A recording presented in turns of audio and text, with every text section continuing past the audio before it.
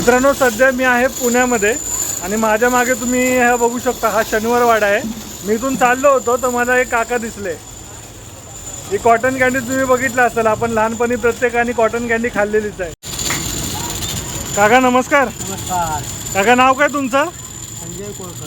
संजय कोळकर। काका तुम्ही cotton candy कधीपासून विकताय? 40 वर्ष झाली।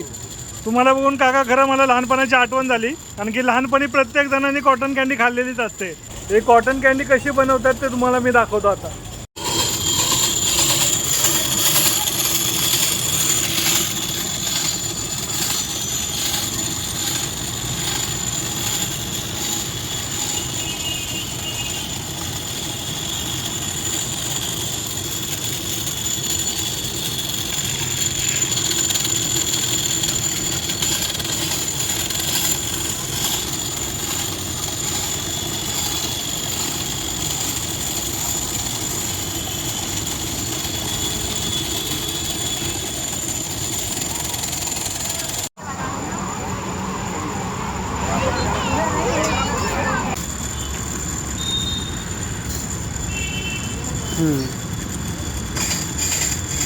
तर तुम्ही 40 वर्षापासून कॉटन कॅन्डी विकताय।